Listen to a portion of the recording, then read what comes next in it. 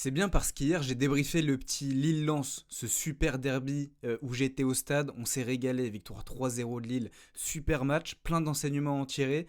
Il y avait deux chocs ce week-end en Ligue 1, il y avait aussi ce Monaco-OM, victoire 2-1 de Monaco, encore un choc qui tient toutes ses promesses. Ouais, la Ligue des Talents nous a bien gâté ce week-end et quel match encore, quel match entre Monaco et l'OM, victoire 2-1 de nos amis monégasques. Mais il y a pas mal de choses à dire aussi. Sur l'OM, c'est pour ça qu'on va parler en détail de ce match, des deux clubs, des deux équipes, de ce match et des conséquences. Salut les amis, j'espère que vous allez très bien. Intro un peu longue, mais en fait j'ai tellement de choses à dire que j'allais presque oublier de vous saluer. Ouais, encore un super match, encore un super débrief qui s'annonce, parce que Monaco l'a fait, Monaco continue sur sa dynamique totalement folle. Monaco a dominé l'OM et a enfoncé l'OM dans ses doutes et en même temps, l'OM, il y a aussi beaucoup de positifs, je trouve, à ressortir de ce match. On va en parler, justement. Ouais, Monaco qui peut avoir le sourire. Monsieur Balogun qui peut avoir le sourire. On va en parler de notre ami Folarine qui nous a encore fait des folies ce soir. De l'autre côté, ouais, Marseille, peut y avoir du dépit, peut y avoir des regrets.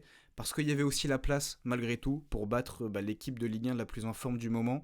Marseille a mis en place des choses pour se dire que, ouais, on a peut-être été mal récompensé. Autant sur les derniers matchs, je pense notamment à Auxerre, euh, l'OM s'en sort peut-être un peu bien. En tout cas, il y a un contenu qui n'est pas forcément à la hauteur des 3 points.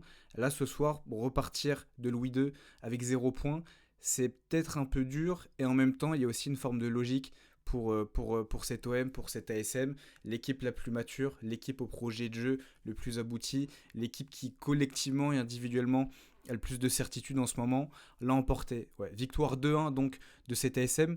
Vous le voyez au stade Marseille est devant partout, sur les stats bruts, les stats vraiment très larges. Plus de possession, ça ok. Surtout plus de XG, deux fois plus de XG quasiment que Monaco. 19 tirs à 7, énorme domination sur cet aspect de Marseille. Et puis même au niveau du momentum, Marseille domine son momentum, mais il y a une équipe qui est encore inconstante sur 90 minutes. Là, il y a des pics ici, il y a 3 pics globalement. Elle est incapable de les avoir sur 90 minutes.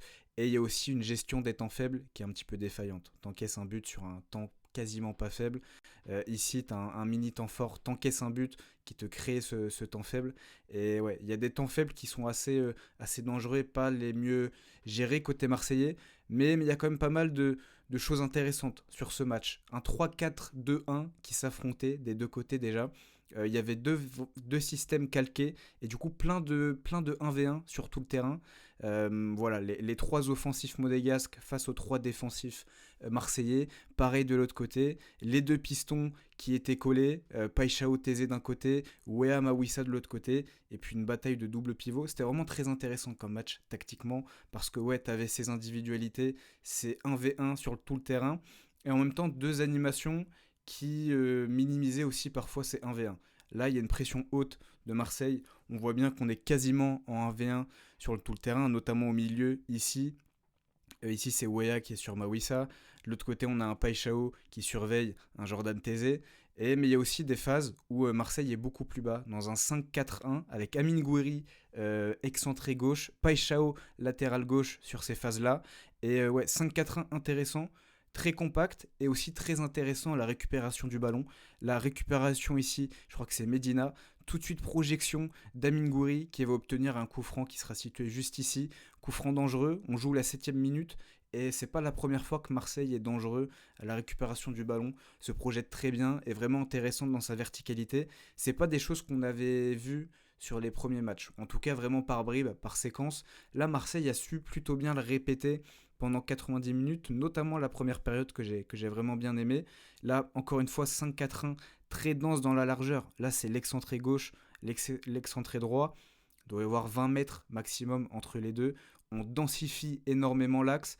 Même sur les côtés, il y a vraiment une vraie zone qui est laissée sur les couloirs monégasques et beaucoup de densité. Ça posait beaucoup de problèmes parce que Monaco a un énorme jeu intérieur, passe énormément par l'intérieur, notamment par le trio Balogun, Akliouche, Golovin. Et Marseille a très bien bloqué ça. J'ai trouvé l'animation défensive vraiment bonne. Et finalement, les buts, on va les voir, mais tu les prends beaucoup plus sur des erreurs individuelles qu'un problème d'animation. justement, Monaco et sa qualité offensive. Je parlais de Balogun, Akliouche, Golovin. Je parlais d'une très bonne animation collective sans ballon de l'OM. Monaco a fait la différence sur sa qualité offensive, notamment la qualité individuelle. On peut parler de qualité collective aussi parce qu'il y a vraiment des connexions entre Balogun, Akliouche, Golovin, mais individuellement, ces joueurs ont un niveau et surtout une dynamique récente qui est très très très supérieure à la moyenne en Ligue 1. Ici, Golovin va aller chercher Akliouche sur un jeu mi-long. Il va la jouer comme ça, paf, Akliouche, contrôle parfait. Le contrôle, pour ceux qui l'ont vu, il est absolument délicieux. Et là, Akliouche va faire quelque chose d'assez exceptionnel. Il va partir de là et dribbler 3-4 joueurs marseillais. Medina va sortir de la ligne défensive. Medina, il est là.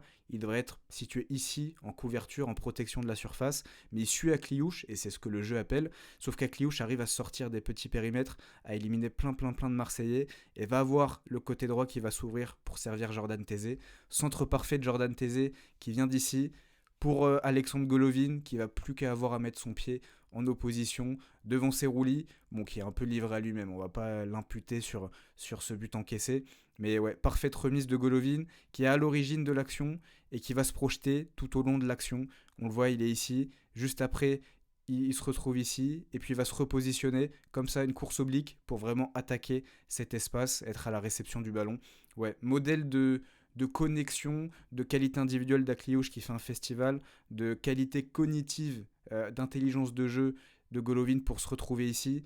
Et la qualité offensive monégasque fait la différence sur cette action. Golovin sait que c'est un sacré but collectif, et notamment le travail d'Akliouche. Paul Pogba se frotte les mains, se réjouit, il va pouvoir se frotter les mains encore quelques minutes après. On joue 74e minute de jeu, il y a bien 0 pour Monaco. Long ballon, et là Pavard, pourtant pas forcément attaqué, il a vraiment un grand espace libre. Il y a Balogun qui est à 5 mètres de lui, mais pas une énorme pression. Il va totalement manquer son intervention. On ne sait pas trop ce qu'il veut faire en fait. Dégagement, contrôle, passe finalement en profondeur pour Balogun, assez parfaite. Balogun va prendre de vitesse Egan Riley, on le voit ici. Egan Riley se claque en plus sur l'action, je crois que c'est la cuisse gauche. Se claque, donc totalement pris de vitesse par Balogun. Et là, Balogun, vous êtes dans cette situation, dites-moi ce que vous faites. Personne au centre, Golovin va arriver 5 secondes plus tard. Ultra excentré, il y a encore un défenseur au contact. Roulier est bien placé, il n'y a rien à dire, pas trop avancé, pas trop reculé. Qu'est-ce que vous faites ? Et Balogun, lui, il fait son petit piqué. Trajectoire exceptionnelle. Bon là, le trait gâche un petit peu toute l'action évidemment, mais trajectoire exceptionnelle qui va arriver dans le but, qui va lober Roulier, qui est pas fautif sur l'action. Pour moi, là, il n'est pas ultra avancé, il bouge parfaitement l'angle, très difficile de la mettre au premier poteau, très très très difficile de le lober, et c'est finalement un exploit vraiment de Balogun, qui a pris une course de 50 mètres, après 73 minutes de jeu, après énormément d'efforts, à cette lucidité, cette qualité technique en étant lancé, pour la caler parfaitement, juste au-dessus de Roulier. Il peut avoir le sourire, 24 matchs joués, 10 buts, sacrée saison de Monsieur Balogun. Usain Bolt peut être impressionné, et sacrée dynamique de Monsieur Balogun. Les 6 derniers matchs de Ligue 1, 6 buts. Il est sur une dynamique totalement folle. Je crois que c'est pas arrivé depuis 2019. Si je me trompe pas, les commentateurs en ont parlé. Je crois que c'est pas arrivé en Ligue 1 depuis le 2019. Balogun, énorme dynamique. Et un petit peu baromètre de cette équipe de Monaco qui est en train de rouler sur tout le monde. Je crois que c'est la 7e victoire de suite en Ligue 1. Cette équipe est dans une forme assez exceptionnelle. Et Balogun en est bien la preuve. Ce trio en est bien la preuve. Encore un top match. La complémentarité entre les trois. Balogun, cet attaquant très complet, ultra supérieur physiquement, attaquant de rupture, mais pas non plus mal à l'aise pour combiner, pour jouer dos au jeu. Akliouche, ce créateur capable de déborder, capable beaucoup de dézonner, on l'a vu sur l'action. Il est ailier droit de base, il se retrouve à toucher le ballon ailier gauche. Puis Golovin, ce créateur un petit peu plus reculé, un petit peu moins rapide, un petit peu plus positionnel, un petit peu moins en rupture. Ce trio est ultra complémentaire, ultra performant en ce moment. C'est avec Zakaria et Lamine Camara, les 5 joueurs sur lesquels se repose énormément l'ASM sur cette série assez folle. Et encore un top match des 3 ce soir. Tous les 3 dans des registres différents. Mais Balogun, Golovin, buteur. Akliouche à l'origine du premier but. Non, pas grand chose à redire. Encore un top match des 3. Monaco, sa qualité offensive, a fait énormément de mal. Mais Marseille a su quand même réagir. 85e minute, il y a 2-0. On a l'impression que le match est un peu fini. Ouais, Marseille qui retombe un petit peu dans ses problèmes, qui presque semble jeter un peu les armes, alors qu'on l'a dit, Marseille est vraiment bien dans le match. Hein. On le voit à ce moment-là, les expected goals. Marseille est vraiment bien dans le match, mais on a l'impression que le momentum est complètement passé côté monégasque. Mais Marseille va se relancer. Medina a le ballon, ça va bien combiner côté gauche. Medina va se retrouver ici, il va pouvoir lancer Amine Gouiri dans la profondeur. Amine Gouiri qui a fait un top match, lui aussi on va en reparler, qui va arriver là, qui va éliminer, je crois que c'est Kerrer ici qui est au sol, et Zakaria. Bouger Kerrer et Zakaria au duel, c'est pas donné à tout le monde, surtout vu leurs formes respectives.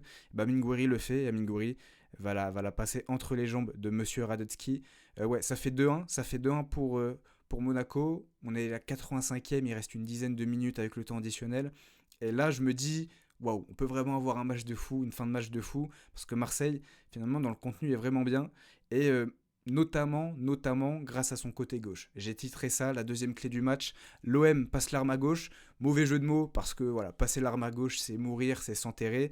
Mais l'arme principale de Marseille, c'était véritablement son côté gauche.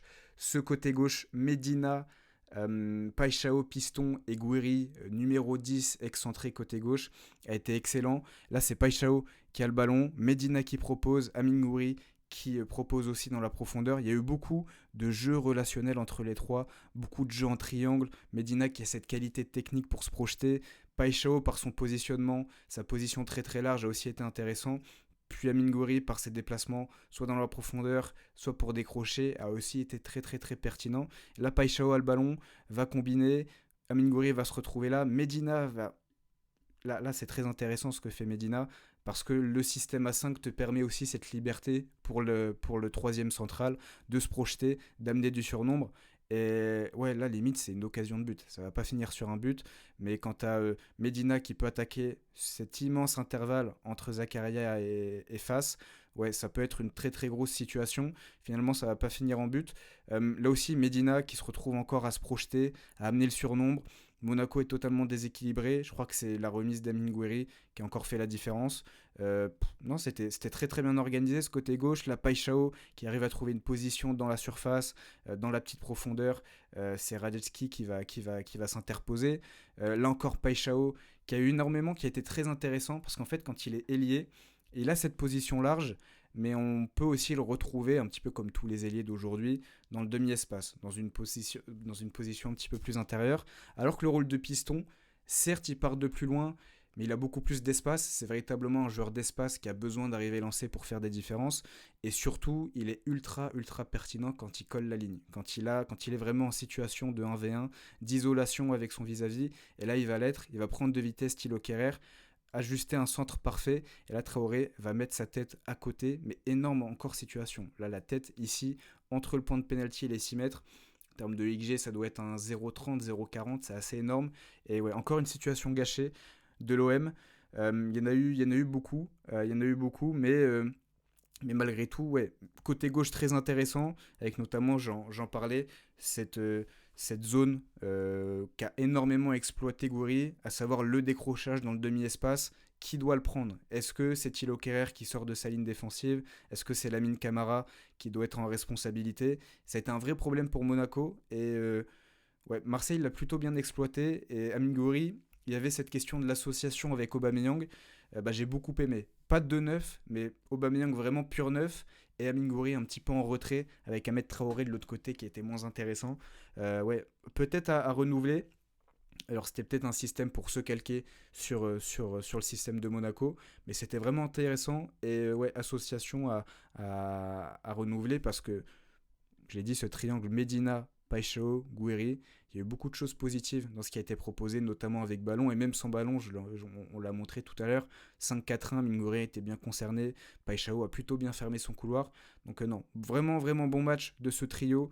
Bon, là, c'est affiché en 3-4-1-2, mais c'était plutôt un 3-4-2-1 avec Aubameyang ici et Gouiri, Traoré ici. Et ouais, intéressant à renouveler. J'espère que ça va être renouvelé, parce que c'était vraiment, vraiment pas mal les relations, les connexions qu'il y avait entre les trois. Mais ils sont tombés sur un bonhomme, Monsieur Lucas Radetsking, pardon. Ouais, Monsieur Radetzky a été énorme dans ses buts, le gardien finlandais, qui vit une saison un peu compliquée, hein, pas mal de pépins. mais ouais, sûrement son meilleur match sous le maillot monégasque. J'en ai pas d'autres en souvenir. Dites-moi, ami monégasque, si vous voyez un meilleur match que celui-là. Mais si Monaco repart avec la victoire, ouais, Monsieur Lucas Radetsky y est pour beaucoup. Là, je crois qu'ici, c'est une claquette qui fait à la 92e. Il y a 2-1. Marseille pousse pour égaliser. Claquette de Radetsky.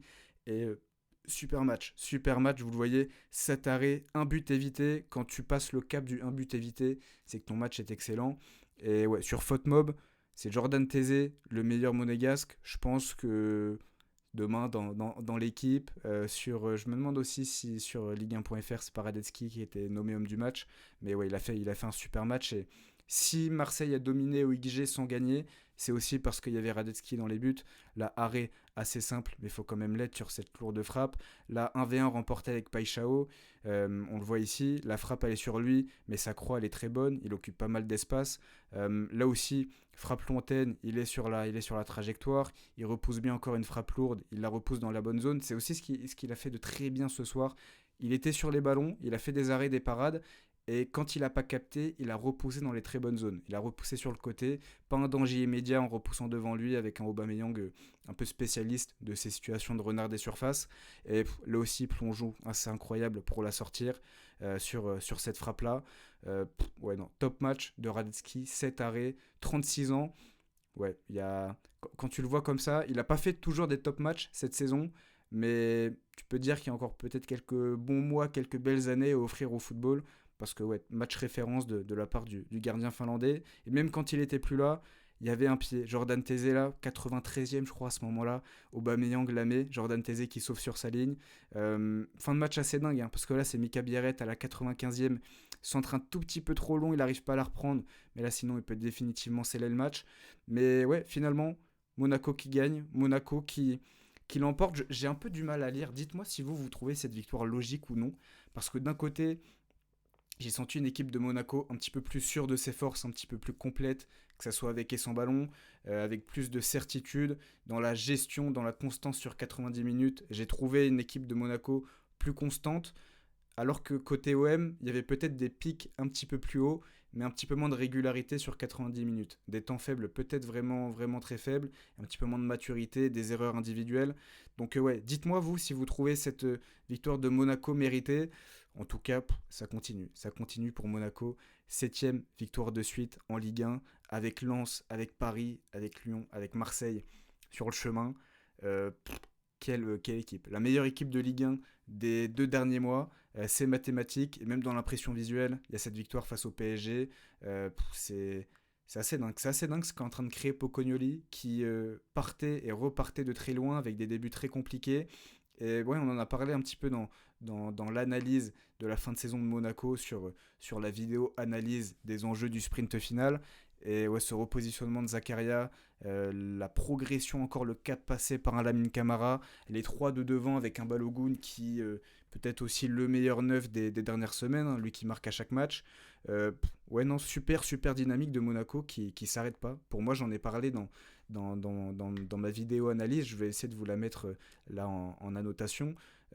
C'est mon favori au podium et ça bouge pas. Ça bouge pas parce que Monaco est déjà de retour à un point du podium. Et waouh, cette fin de saison, les amis, il reste 6 journées.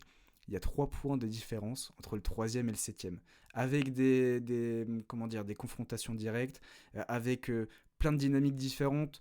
Lyon et Marseille en difficulté. Rennes un petit peu entre les deux. Et Monaco et Lille qui sont vraiment en très grosse forme. On a parlé de Lille hier, donc n'hésitez pas à aller voir. Et wow, cette fin de saison va être dingue. Je mettais Monaco favori pour le podium avant ce match-là. Ce match-là me renforce parce que la dynamique est dingue, parce que tu vas gagner à Marseille, même sans être exceptionnel. Cette équipe montre qu'elle a un petit peu de marge pour prendre les points, même quand elle n'est pas sur un 8-9/10. Ce soir, le match de Monaco, c'est peut-être un 6/10, pas plus. Le match de Marseille, c'est peut-être un 6, voire 7/10. Mais en fait, Monaco a de telles certitudes, une telle confiance en ce moment, collective et individuelle, que ça suffit. Et ouais, Monaco tout droit lancé vers le podium. Marseille qui chute du podium, Marseille 4ème, Habib Bey de retour à la place à laquelle il était quand il est arrivé. Marseille 4ème, à un point de Lille.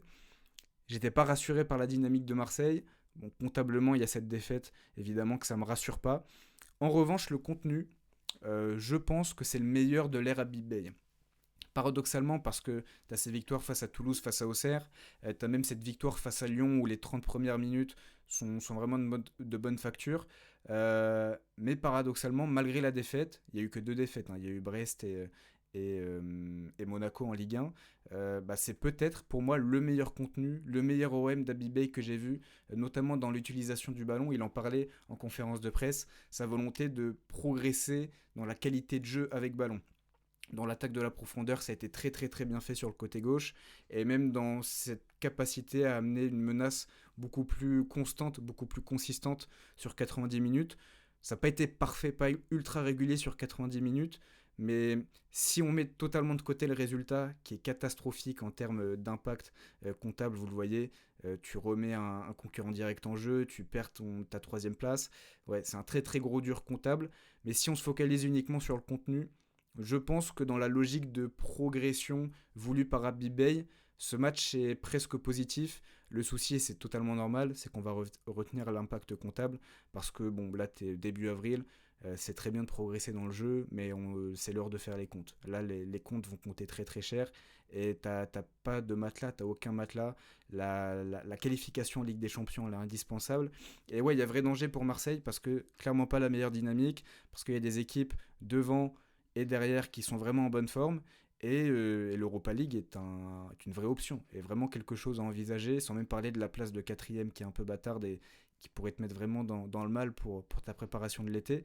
Donc ouais, partagé sur ce match de l'OM, négatif comptablement, plutôt positif je trouve dans le contenu, il y a de la progression, mais il faut prendre des points. Malheureusement, il faut prendre des points et Habib Bey et l'OM ce soir, c'est 0 points.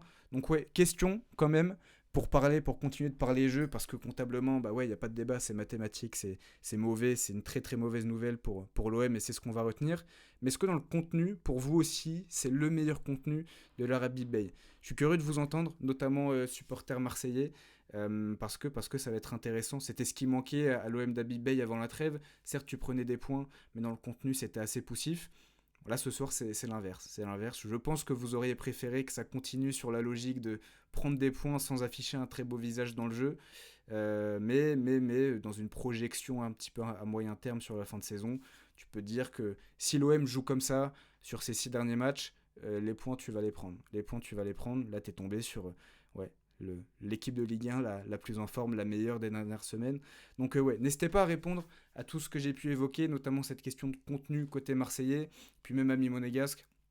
Qu'est-ce qui peut vous arrêter? J'ai envie de dire, je vous pose la question, parce qu'on vous a mis Paris, on vous a mis Lens, on vous a mis Marseille sur le chemin, ça a pas bougé. Il y aura un Monaco-Lille, Monaco-Lille ou Lille-Monaco, je sais plus, sur la fin de saison, entre le troisième et le cinquième, entre deux des équipes les plus en forme en ce moment. Il va être très intéressant, je crois qu'il est dans 2-3 semaines de mémoire. Celui-là, faudra pas le manquer. Mais ouais, d'ici là, n'hésitez pas à répondre à toutes les questions qu'on a pu poser, notamment celle-ci, la grande question du jour. Et puis, bah, nous, on se retrouve demain. Demain, preview à 8h. Donc, bon, peut-être que vous regardez cette vidéo le lundi, mais lundi, 8h, preview de PSG Liverpool. Je vous ai fait une demi-heure d'analyse sur ce match. Et puis demain soir, lundi soir, le retour de Box to Box, la nouvelle version. Soyez au rendez-vous, ça sera en direct, en live sur YouTube, avec Mathis, avec Nico, avec l'équipe que vous connaissez de Box to Box. Donc voilà, merci encore pour le soutien, n'hésitez pas à liker, à vous abonner, ça m'aide énormément. On est bientôt aux 3000 abonnés, donc ouais, ce serait cool de les passer assez rapidement. Et tout ça, c'est grâce à vous. Donc merci d'avance pour la force, et on se retrouve demain. Salut à tous.